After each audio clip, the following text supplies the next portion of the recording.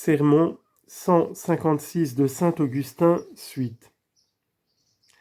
Ainsi donc, mes frères, nous ne sommes point redevables à la chair pour vivre selon la chair, comme les épicuriens. Que dis-je ? Quand l'âme voudra vivre selon elle-même, elle deviendra charnelle, tombant sans pouvoir se relever dans les affections charnelles. Ah, comment se relèverait-il ? Ah, comment se relèverait-elle puisqu'elle ne s'attache pas au bras libérateur qui lui est tendu ? Si vous vivez selon la chair, dit l'apôtre, et remarquez que dans ces mots, que peut contre moi la chair, que peut contre moi l'homme, Psaume 55, versets 5 et 11, la chair et l'homme sont synonymes. Si vous vivez selon la chair, vous mourrez. Non pas de la mort qui sépare l'âme du corps, puisque vous mourrez de cette manière tout en vivant selon l'esprit, mais de la mort dont parle le Seigneur de cette façon terrible lorsqu'il dit dans l'Évangile « Redoutez celui qui peut précipiter l'âme et le corps dans la géhenne brûlante ».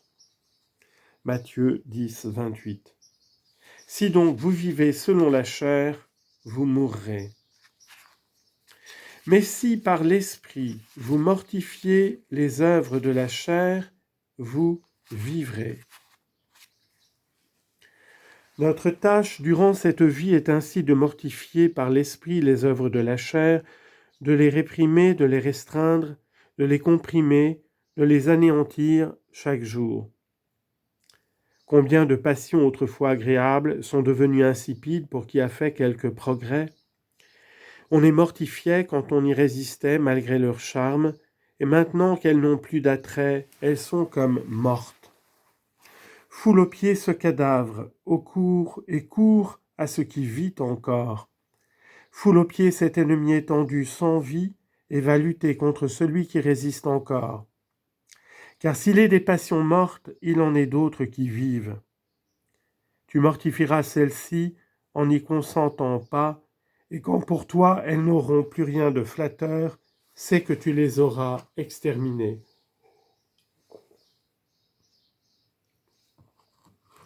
Voici donc notre tâche, c'est en cela que doit consister pour nous la lutte laborieuse, où nous avons Dieu pour spectateur, et où nous implorons son secours quand nous combattons avec courage. Sans son aide, en effet, nous ne pourrons vaincre, nous ne pourrons même pas combattre. Aussi voyez ce qu'ajoute l'apôtre.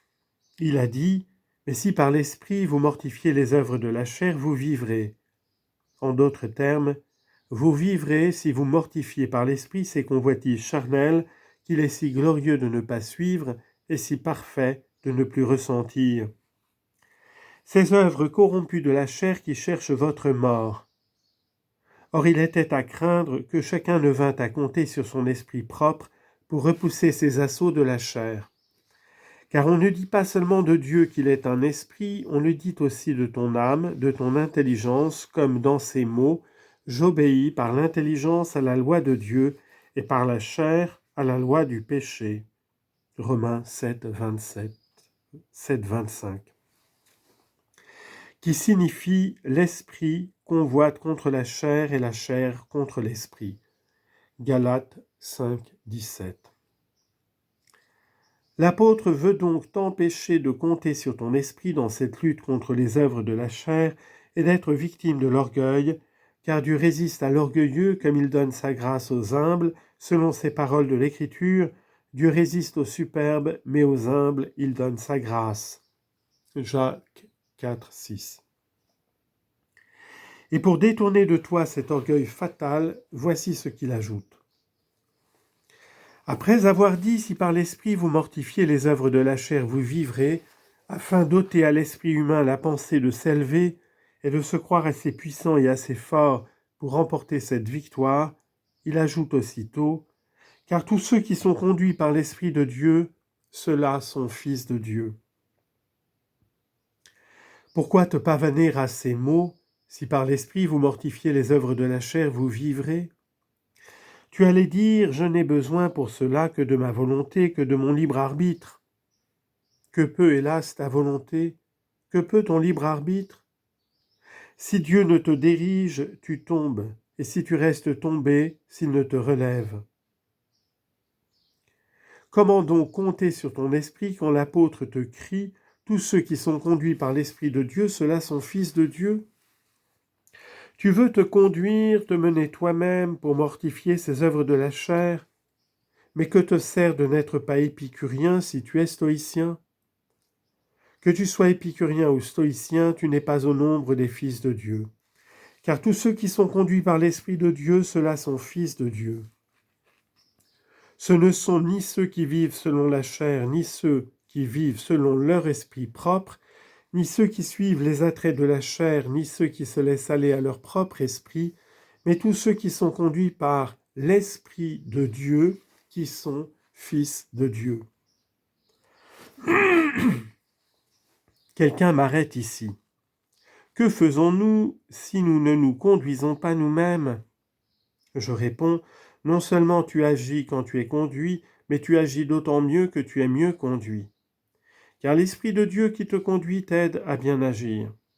Il prend à ton égard ce nom d'aide, adiutor, pour te faire entendre que tu agis avec lui.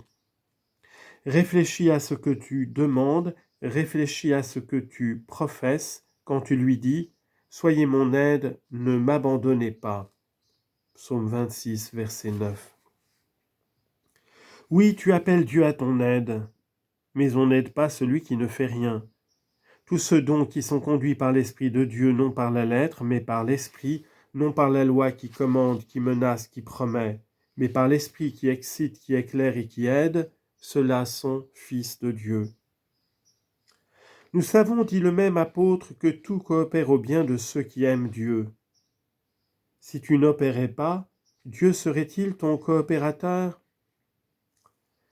Mais soyez ici fortement sur vos gardes. Votre esprit ne pourrait-il pas dire « Dieu me retirera-t-il sa coopération et son aide ?